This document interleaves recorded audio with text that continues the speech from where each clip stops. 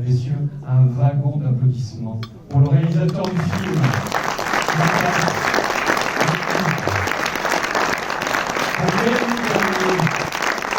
Pour Marianne Garcia, pour Philippe Rameau, et pour Arnaud Dupaix.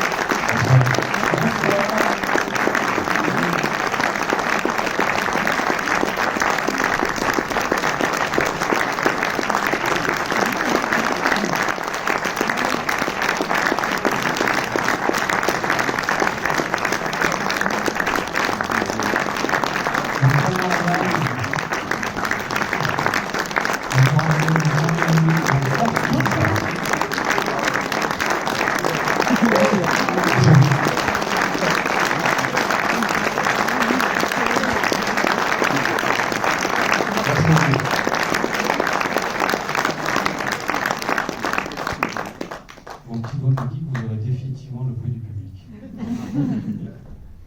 On va se tourner très rapidement vers notre public justement, mais la tradition veut que je pose la première question. D'accord ? Et là, il faut, je suis désolé, mais il faut crever l'abcès. J'espère que vous allez pouvoir me donner la réponse, nous donner la réponse. On dit auto-tamponnante ou auto-tamponneuse? Tamponneuse. Tamponnant. Dans le Nord, ils disent tamponnante. Dans le Nord, on dit tamponnant. Ouais, c'est ça. Pas du Nord. Donc Philippe, c'est tamponnante du coup? Ouais, c'est tamponneuse. Ouais, c'est tamponneuse. Marianne, c'est tamponneuse. Non, Tamponnant. je savais que ce serait On dit tamponneuse, une- on ne dirige pas vers nous, on dit tamponneuse. On dit les auto-tamponneuses, on ne prend pas les mots. Il y a des ch'tis dans la salle. Alors, Comment ça s'appelle les autos? Tamponnante. Yeah. Putain, les mecs, ils ont pris le monopole, les ch'tis.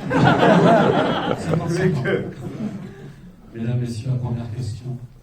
Sérieuse ou pas? Mais vous n'êtes pas Vous obligé. n'êtes pas obligé de Alors, ça peut être une affirmation. Il faut rester de silence, Je sais pas. c'est beau le silence. C'est toujours compliqué de poser la première question. Ah, monsieur. Ah, mais je vous connais en plus, monsieur. Travaillez Ah, bien. vous allez bien. Ouais, moi j'ai une question pour le réalisateur et puis pour le directeur aussi. Je voulais savoir, l'idée du film, c'est venu de quel. D'où c'est venu exactement? Qu'est-ce qui a donné qu'est-ce qui a donné ce film à la base?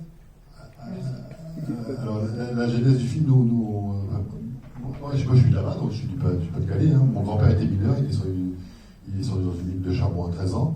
Et enfant, j'ai dû fantasmer un peu sur le fond, sur les petits wagons qui circulent sous nos pieds. Et puis j'avais une fascination pour les fêtes foraines. Chaque année, il y avait la Ducasse, pour ceux qui sont du Nord, la Ducasse, la fête foraine. Elle s'installait sur la petite place du village, à Salomie, et j'avais assisté à la construction des manèges. Et du coup, je pense que c'est un peu l'amalgame de ça. Quand j'ai proposé, bon, ça remonte à loin, on a commencé à travailler il y a 8 ans avec Philippe. T'avais 19 ans. Voilà. On On s'est dit si on faisait un film de jeunes. Et voilà, on a fait ça, ça a pris un peu de temps, ça s'est fait des strates. Il y a eu des enfants, plein de trucs. Voilà, on a fait plein de choses, on a eu des chiens. On a eu des chiens. Faut prendre des autres chiens. Alors, on a mis, Voilà, il m'a on a mis proposé, du temps j'étais d'accord. à élaborer l'idée. Alors, il faut savoir que dans le Nord aussi, il y a une fosse qui s'appelle la fosse 11-19 que j'ai visitée moi, en tant que friche à Los Angeles. Et cette fosse a été transformée en théâtre. Grâce On n'a jamais retrouvé les spectateurs. Je crois que les spectateurs, ils sont restés au fond. 11-19, c'est quoi, Mathias? 11-19. Alors, le 11 et le 19, c'est les numéros de. C'est le journal du soir d'M6.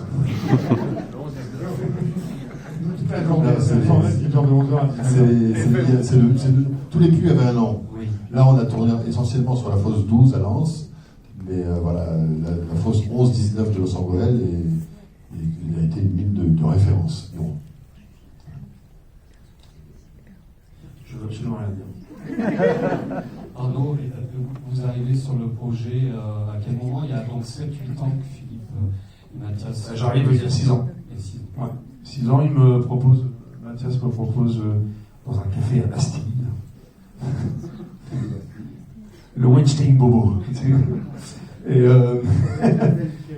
ouais, non, il y a 6 ans. Il y a 6 ans, il me propose le film, et puis c'est vrai que moi j'avais adoré. Hein, alors c'était un peu plus dense, ça s'appelait Bonne Barque.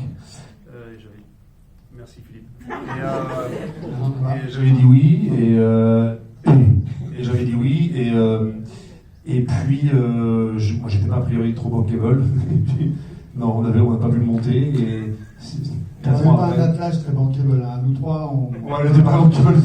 Et 5 ans plus tard, il me dit, mon agent m'appelle en me disant, en fait, le film peut se faire. Et je fais, ah bah ok, donc on y va. Voilà, et c'est devenu ça. Mélanie, vous êtes le soleil dans ce film.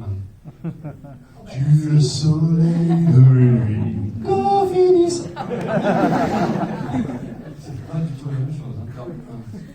Non, je ne sais pas si je suis le soleil, mais disons que je suis celle qui a un petit peu d'énergie pour rebooster ces troupes qui sont quand même un petit peu dépressives et qui n'ont pas trop d'entrain pour réussir. Donc, je ne vais pas vous expliquer le...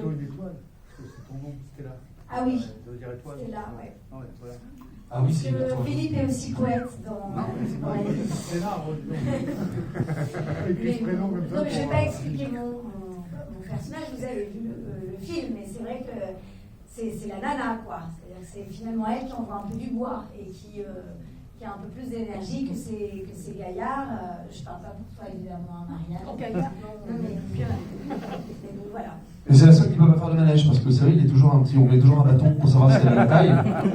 Et en fait, on s'est rendu compte qu'elle a arrêté d'écouter, parce qu'à la fin du film, elle ne peut faire aucun manège. En plus, j'ai pris des talons ce soir pour arriver à une Ah oui, peu près mais c'est ça, c'est ce que je me disais. Marianne, puisqu'on parle de vitalité et d'autorité, vous avez un micro, il est quand même clair que ce sont les femmes, bon on le sait, comme dans la vie de tous les jours, ce sont les femmes qui non pas ont le pouvoir, mais ont le dernier mot, que ça se passe. Hier, Philippe, vous en parlez très bien, j'ai entendu quelque chose dans une interview, vous parlez très bien des femmes, de l'énergie des femmes, et les femmes. Et il y a plein de chansons qui me viennent à l'esprit. La tendresse de Daniel Guichard, c'est ce que votre film m'inspire, beaucoup de tendresse. Et effectivement, on parle des femmes et de l'énergie Moi, je dis toujours, j'ai juste un truc, je ne suis pas historien, je sais pas. Mais en gros, à chaque fois qu'un conflit s'arrête, ou à chaque fois qu'une révolte gronde, ou bien tout comme ça, ce sont les femmes qui vont. Elles vont au carton, après nous on suit les gars. Et après on vient en support. Mais c'est d'abord elles qui ouvrent la porte. La preuve, le changement d'air qui est en train de se passer avec tout, c'est les meufs qui sont allées en enfin, normal, c'était pas bien conservé. Mais c'est vrai que moi ça m'impressionne. En fait, je suis impressionné par les femmes. Il va chauffer ce soir. Non, parce que j'allais même dire qu'il y a un peu peur. T'as peur de Marianne et moi? Ouais, peur des femmes. Tu peux, hein. Parce que moi je suis persuadée que le jour où vous verrez un mec accoucher avec une césarienne, c'est qu'ils n'auront pas peur des femmes. Mais nous on est là, on est des battants, on est des warriors. Elle, la petite, elle les secoue comme des pougnets. Puis moi je suis l'emmerdeuse, la râleuse, la mamie tendresse. C'est ce qui démontre bien le film. C'est fait avec beaucoup d'amour, de respect. Bon, j'espère quand même. Et sans misérabilisme, avec beaucoup d'humilité. Et fierté? Et fierté, bien sûr, fierté. Une question ici. C'est quoi le fierté gagnant? Chaud. Une question très sérieuse pour M. Robot. Est-ce que vous avez toujours le bouton sur la fesse? Alors. Oh, mais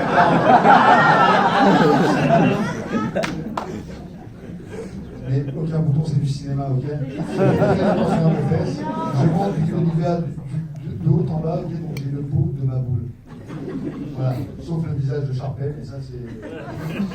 Je peux rien. C'est un héritage de famille. Puisqu'on est dans les anecdotes, ça n'est peut-être pas une d'ailleurs, après les autotamponneuses, le bouton, et si on parlait de la boîte ça vous vient comment cette idée, la boîte de chocolat?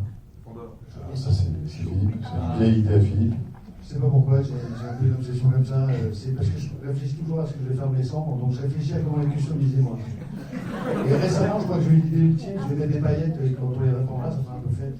Donc voilà, je pense à des trucs comme ça, et puis, je sais pas, je crois que quand ma mère a été incinérée, à un moment, je sais pas pourquoi j'ai eu cette phrase en disant ma mère donne des SMIC, et du coup ça a galé. Je ne sais pas, hein, j'ai pas le même cerveau que le président Macron, quoi.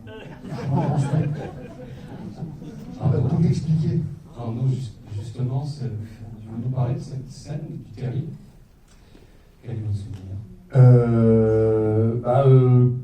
Ouais, c'est un moment important parce que c'était le moment où mon personnage décide d'aller un peu plus de l'avant et il se libère entre autres du poids de la mort de son père, sa maman, enfin voilà, ça explique plein de choses, donc c'est ce que je me suis raconté dans la tête. Et en revanche, après, le truc plus pragmatique, c'est qu'il fait excessivement froid.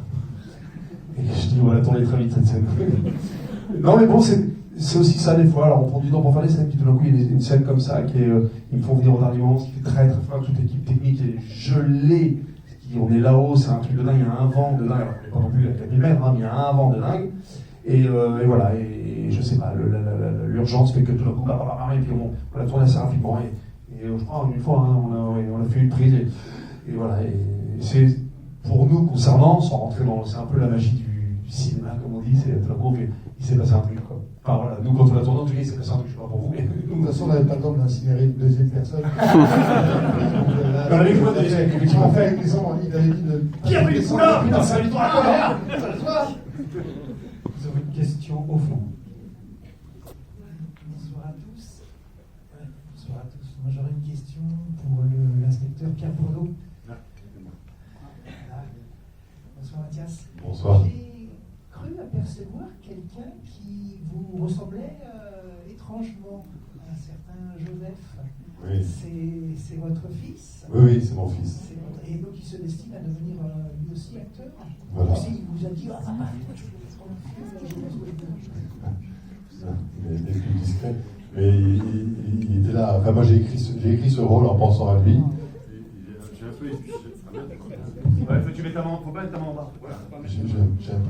J'ai un peu hésité parce qu'il n'est pas facile à gérer comme fils. Et du coup, je me suis dit, Il était super. Il était génial. Ah ouais. Plus facile à gérer comme acteur.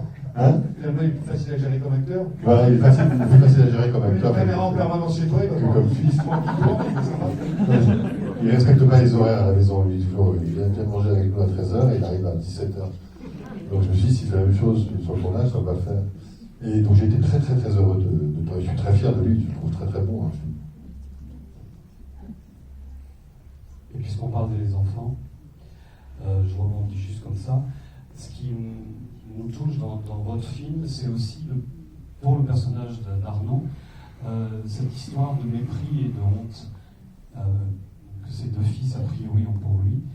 Et puis ça s'inverse. C'était tout de suite dans le scénario. Oui. Oui, c'est qu'on ne peut pas rester sur une note sûre. Donc il fallait que ça s'inverse quand même. Il fallait pouvoir se sauver ses deux enfants. Oui, donc c'était ça en fait. C'est un film sur ça, sur la transmission et des choses comme ça, donc il fallait que ça se. On a très pensé à cette arche-là. Mais au début, effectivement, il fallait que ce soit un peu dur, quoi. Je sais pas si ils sont un peu cruels, les enfants au début. Je sais pas comment on les ressent, mais c'est pas mal. Personne n'a envie de voir des ados comme ça. Mais sûrement ils en ont des comme ça. Un témoignage peut-être. Vous avez aussi une question, une émotion, une réaction. Quel est Marianne, votre meilleur souvenir de tournage pour ce film-là, parce que vous avez dans le discours. Elle parle pas de la dans cantine. Les Invisibles. On ne parle pas de la cantine. Non, on ne parle pas de la cantine. Ouais, le meilleur souvenir, écoutez, il n'y en a pas qu'un, il y en a des dizaines. Moi, j'ai beaucoup apprécié, c'était le jeu d'Hélène Vincent, et je le dis toujours, d'Hélène Vincent et Dreyfus. Il n'y avait pas besoin de beaucoup de paroles. Leur regard était tellement beau. Ils étaient beaux tous les deux. C'est un petit couple improbable sur leur fin de vie, quoi. Mais voilà, c'était un de mes meilleurs moments de pouvoir les regarder, de pouvoir les contempler. C'est quand même des grandes têtes du cinéma qui ont toute simplicité. Après, c'est ces rencontres merveilleuses. Moi, je suis néophyte dans le cinéma et ils m'ont pris sous leurs ailes. J'ai été protégée, j'ai été chouchoutée. On t'a lavé des fois. Des fois, on avait remis la couche. Et je voulais juste vous dire que ce soir, il y a longtemps que je n'ai pas chialé. Mais ce soir, j'étais là-haut et je vous ai tous ressentis. Vous aviez tous un aura. Ça fait, depuis qu'on a commencé la tournée, je n'ai pas chialé. J'ai essayé de le faire. Mais vous savez... Merde. C'est des amitiés, tu peux chialer, c'est des amis. Vous m'avez ce soir encore apporté beaucoup d'ondes positives, beaucoup d'amour. Je vous remercie d'être là et je remercie tous ceux qui m'ont permis de venir là. J'espère que vous ne pas chialer comme ça.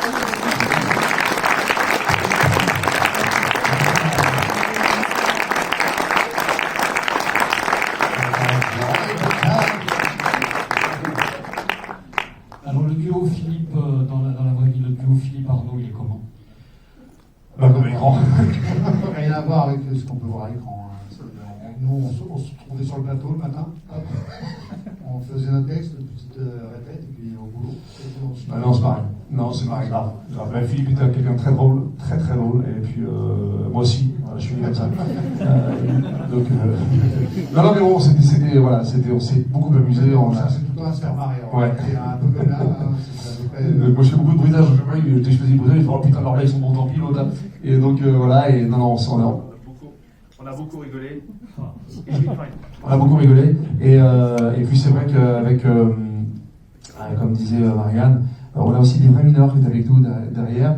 Et je pense que ça se ressent à l'écran, mais tous ces gens n'étaient pas comédiens, évidemment. C'était, comme on l'a dit, des silhouettes, des figurants autour de nous. Et ils se sont. Nous, on fédère beaucoup les gens. Enfin, moi, j'aime ça. Et il y avait un vrai esprit de troupe dans le tournage. Il n'y a pas de moi les techniciens, enfin tout le monde, on est tous ensemble, on fait un film. Et j'adore, voilà, on est là pour tous avancer dans le même sens. Et ça se voit à l'écran, je pense. Il y avait comme des fils de mineurs et des mineurs qui étaient là, étaient très émus de voir ce qu'on racontait avec cette mine dans laquelle ils avaient travaillé, quoi. Et ça se sent à l'écran, je pense. C'est peut-être l'heure d'aller se coucher. Mon petit doigt me dit que c'est pas encore l'heure. La dernière question, peut-être? Je crois que j'essaie d'envoyer Place à vie si vous posez une question. Place à vie si vous posez une question. Ah, j'ai l'impression d'être dans un guest. Il y a des moussages. Rappelle le jeu de guest. Non, mais vous n'êtes pas obligé de poser des questions. En tout cas, c'était un réel plaisir d'être avec vous. Et ce film sort le 26 février. On a eu le prix du public à l'Alpe d'Huez. On était très émus parce que Mathias et Philippe ont fait une comédie. Le festival de l'Alpe d'Huez, c'est le festival de la comédie. Et on a été très surpris de l'émotion que ça avait pu procurer chez les gens. Donc, et que ça continue. Bon, voilà, on a senti que vous étiez a priori assez émus. Donc, c'est un film sur le parc d'attractions. C'est une montagne russe des émotions. Donc voilà, ouais, bravo, mec. Et donc, merci beaucoup d'être venu. Et tu voulais dire un truc, mec? Tu voulais dire quoi? Vas-y, gars. Dis-le dans le micro. Tu vois un truc? Tu vois une bagnole? Non, félicitations pour le film. Moi, j'avais une question pour Mathias, le réalisateur, savoir si vous avez d'autres projets de films et un peu dans le même. Tu vas raconter la vie de Disneyland, de Disney, je crois. Alors, en fait, j'adorerais faire un second film, mais ça dépend de vous, parce que si vous venez pas en nombre, le cinéma est une industrie, pour moi, ce sera le premier et le dernier. Et donc, si vous venez en nombre... Tu feras ton chien, hein, si ça marche pas, tu tues ton chien. Voilà. Ça marche. Je tue à chaque fois qu'un truc marche pas, je tue un chien. Même un chien. Les mecs, c'est quoi les idées, les mecs? C'est pour attendre le public. Sauver le chien. Et non, voilà, donc si vous voulez, j'ai un autre projet, ça s'appelle le jeu des randonnées. C'est sur les gens qui jeûnent en faisant de la randonnée. C'est comme ça que tu vends ton film, quoi. Non, mais c'est drôle, non? Ah, mais surtout que tu vas me faire jeûner, ça fait chier. Je fais un gros ciel. Les randonnées, tu crois que ça fait pas chier d'aller randonner aussi? Et messieurs, dames, passez une bonne soirée. C'est un plaisir de vous voir. Merci beaucoup. Le numéro de Mélanie, si vous avez des questions, on va avoir 2 heures. Merci à tous les 5. Merci Mélanie, merci Marianne, merci Jean-Luc. Merci. merci Arnaud et merci Mathias, mine de rien, sort le 26 février.